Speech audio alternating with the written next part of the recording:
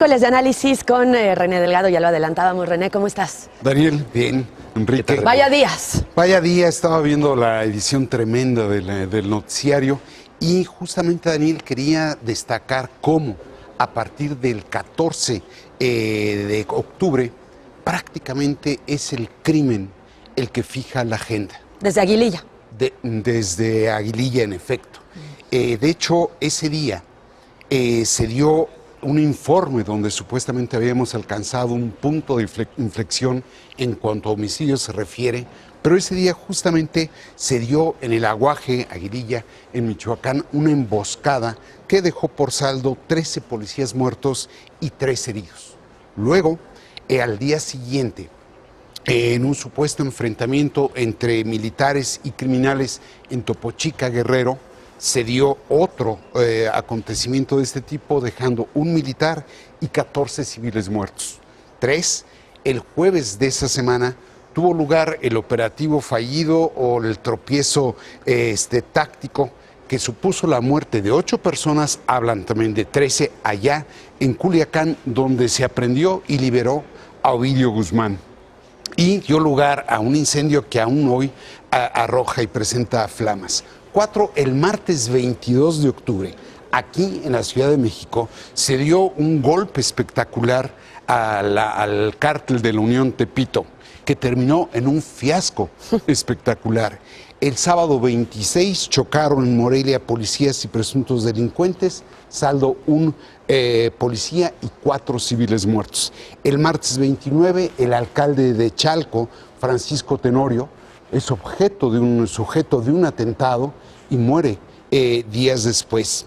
Ese mismo día estalla un motín en el penal de Atlacholoaya, Morelos, que concluye en una carnicería donde mueren 6 reos y hoy sigue en crisis, al menos en el área de custodia, ese penal.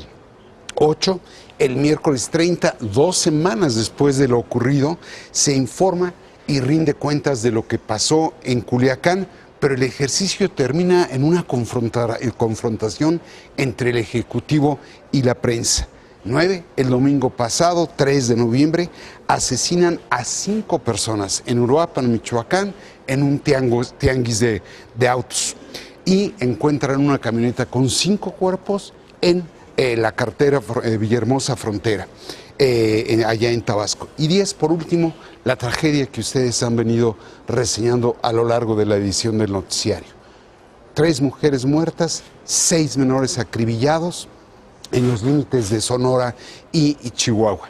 Esa es la relación de solo 10 acontecimientos, donde ha habido un enorme inventario y un brutal repertorio de homicidios, secuestros, feminicidios, extorsiones, masacres y robos y desde luego asaltos. Ahora, ¿en qué ambiente se está dando eso? En un ambiente verdaderamente donde se echa de menos el debate serio y civilizado de la impunidad, de la inseguridad y de la desigualdad social, para entrar en una discusión estéril donde francamente asombra cómo de aquella fecha al día de hoy se da un desencuentro entre prensa y gobierno, entre poder y oposición, entre políticos y militares, entre benditas y malditas redes sociales. Y lo más grave que reportaba ahora Enrique, con los Estados Unidos. Esa es la situación en la que se está. Y por si eso fuera poco, hay un malestar social creciente. Taxistas, transportistas, chatarreros, se podrían poner muchísimos. Y en una suerte o con un ingrediente extra que es el de la degradación económica. El jueves pasado el Banco de México ya dijo que pasamos de la desaceleración al estancamiento económico. Desde luego, Daniel, se podrían mencionar los nombres de los responsables de esta discusión sin sentido, pero el propósito del comentario no es ese. El propósito es señalar la urgencia, instar a los actores políticos a evitar el desbocamiento.